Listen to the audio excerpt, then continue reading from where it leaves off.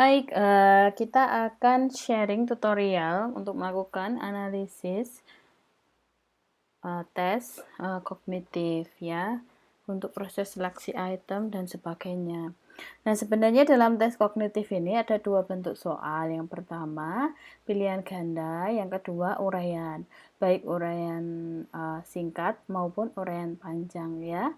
Nah, untuk analisis tes kognitif ini kita menggunakan bukan software juga sih ya. Jadi ini semacam Microsoft Excel yang sudah diprogram gitu ya, sudah ditulis rumus-rumusnya. Nah, ini namanya Anajon. Nah, alhamdulillah kita dapat bantuan dari Ibu Miftah yang sekarang sedang S3 dari Anajon ini.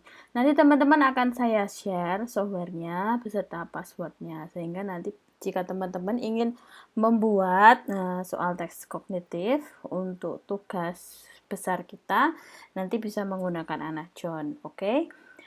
Nah, di sini untuk menggunakan Anajon, yang pertama yang perlu kita lakukan adalah mengisikan data dulu. Jadi, semoga ini nanti bisa diubah-ubah, kayaknya bisa. Identitas apalah nanti tinggal dibuat gitu ya, tinggal dimasuk-masukkan. Oh, sepertinya beberapa tidak bisa diubah karena memang ini beli ya. Bu Miftah beli, sehingga namanya masih nama beliau ya. Tidak apa-apa, yang penting kita bisa menggunakan saja untuk analisis, oke? Nah, di sini misal kita terapkan KKM-nya yang bisa diubah-ubah, misalnya nanti tinggal dimasuk-masukkan materi atau apa kayak gitu, atau KKM-nya misalnya berapa kayak itu nanti juga bisa. Misalnya ini diubah jadi 50. Tapi bukan itu intinya, karena kita nanti bukan menganalisis hasil siswanya, tapi kita menganalisis kualitas soal yang kita buat, oke? Nah, ini juga dari rentang ini juga masih bisa diubah-ubah ya, untuk kategorisasi. Nah, tapi kategorisasi nanti kita akan bahas di kesempatan yang lain. Nah, sebenarnya ini ada Anajon ini bisa untuk pilihan ganda dan juga bisa untuk soal uraian seperti yang sudah saya bilang tadi ya. Nah, yang harus kita lakukan pertama kali adalah input data. Input data pilihan ganda yang perlu dilakukan pertama, misalnya nanti soalnya kalian berapa, tidak usah banyak-banyak ya karena kita latihan. Nah, tuliskan kunci soalnya di sini. Jadi kan karena pilihan ganda bentuknya A, B, C, D. Nah, kita tuliskan kunci jawabannya di sini. A, B, C, D, E, dan sebagainya. Nah, contohnya di sini ada 30 soal pilihan ganda. Ini kunci jawabannya. Kemudian, kita tuliskan jawaban dari hasil tryout kita nanti. Ya, ini boleh pakai nama inisial. Nanti boleh diganti di input data sini ya, kalau teman-teman ingin menggunakan untuk analisis teman-teman sendiri.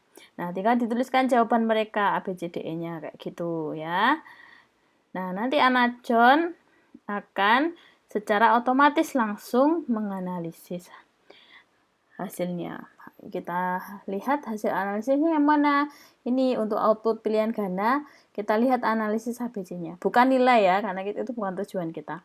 Analisis ABC-nya. Nah, analisis ABC-nya kita lihat ternyata dari 30 soal tadi, ini soal 1 sampai 30, kita lihat indeks kesulitannya. Oh, rata-rata sedang ya. Ingat ya, untuk indeks kesulitan 0 sampai 3 itu mudah, 3 sampai 0,3 sampai 0,7 itu sedang, 0,7 ke atas itu susah. Ya. Oh, kebalik, Ding. Oh, kalau indeks kesulitan kebalik ya.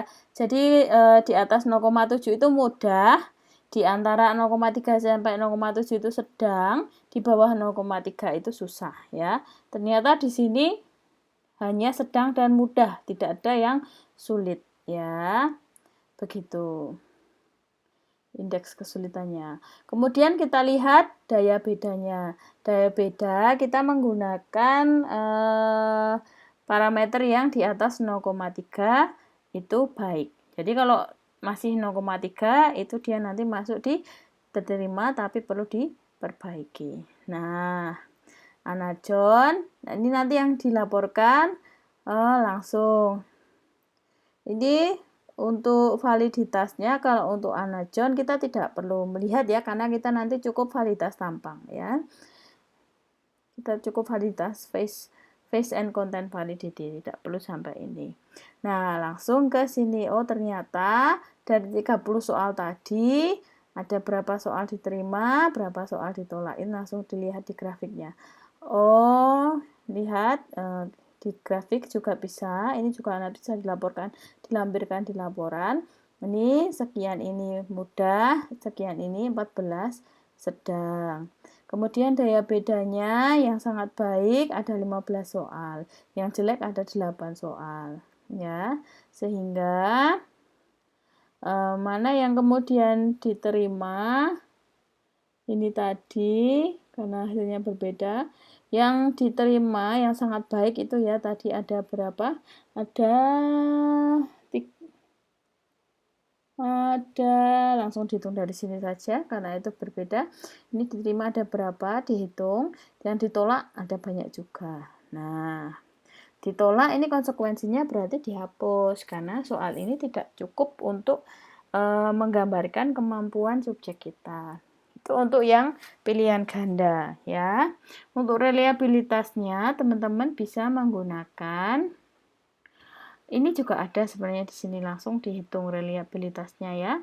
Ini sebenarnya juga menggunakan alfa KR20. Cuman memang untuk memastikan karena ini indeks reliabilitasnya negatif. Indeks reliabilitas itu hampir tidak bisa negatif ya sebenarnya. Maka kita lebih baik untuk reliabilitasnya kita menggunakan KR20 ya melalui SPSS. Nah, teman-teman nanti hanya perlu membuat yang pilihan ganda.